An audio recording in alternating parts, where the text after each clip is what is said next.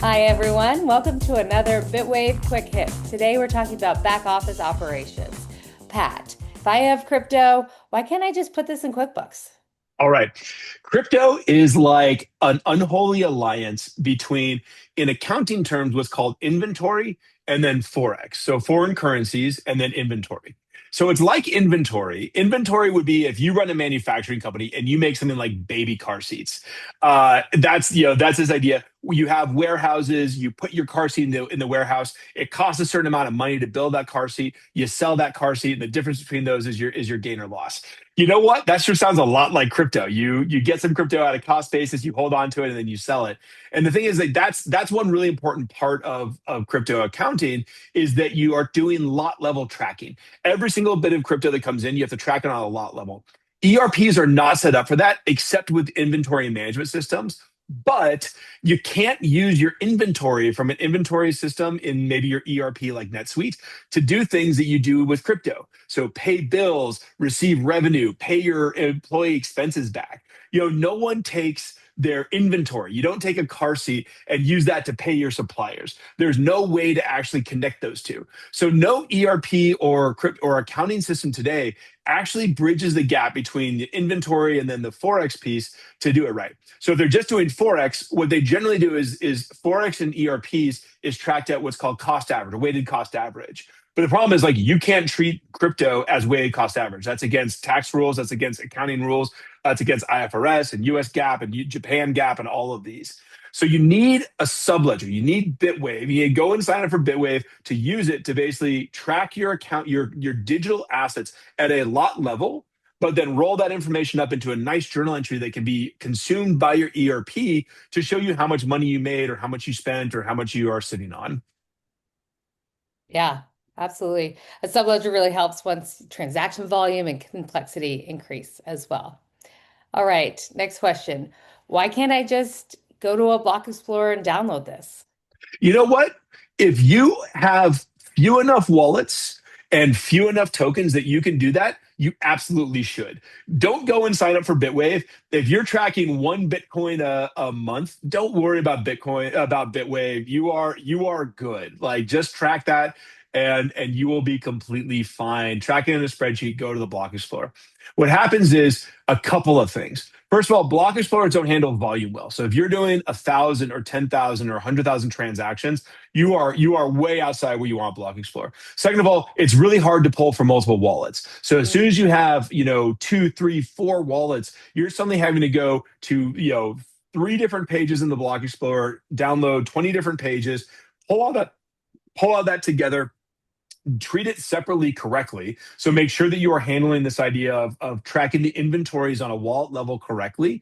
And then also, the newest FASB guidance is that you need to do wallet level inventory. So if you move a token from wallet one to wallet two, you need to basically track that inventory movement. That's really hard to do within a spreadsheet. So it's what I always say. If you can get away with doing this by just pulling a couple of transactions from the Block Explorer, and doing this in a spreadsheet, absolutely do it. It'll make that's completely fine. But as soon as you get to a handful of wallets, exchanges, custodians, complex, now getting to more complex rules around inventory management and all of that, multiple assets, multiple tokens, because that also doesn't come through very cleanly. You need to do pricing. You need Bitwave to be able to handle that.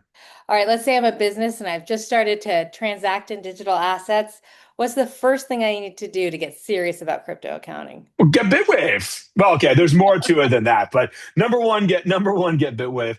Number two is, one of the hardest things about this is that crypto democratizes access to these assets. So if you think about bank accounts, it for most businesses, it takes a board resolution to open a bank account. Literally, the board has to resolve that you have to have a board meeting and the board has to resolve to open a bank account. With crypto, anyone at your company can create it instantaneously and could probably like anyone could create 1 million accounts in 15 minutes if they really, really wanted to. And so step one is always get a handle on do an inventory, do an audit, pull together all of the wallets you have, pull together it into a spreadsheet, understand who has access to the private keys. That's an operational security thing.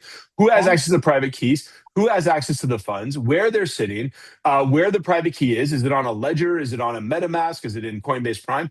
The first step for everybody is always get all that data together, put it into one place so that you have a holistic view. And because you already have Bitwave, because you signed up for it in step one, you can then just take all those items and add them to Bitwave one at a time. And we even have some cool features where you can do inventory tracking, you can assign people to it, so you're tracking it, all that kind of stuff. That all sounds good. So once things are rolling, how do I know I've reached a good level of maturity for my crypto accounting?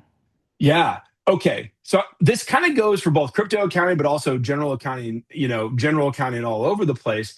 Is that one of the things that we look for in terms of maturity is that you're not just closing your books on a monthly basis. This is obviously, look at T0 close is the new hot topic in all of accounting.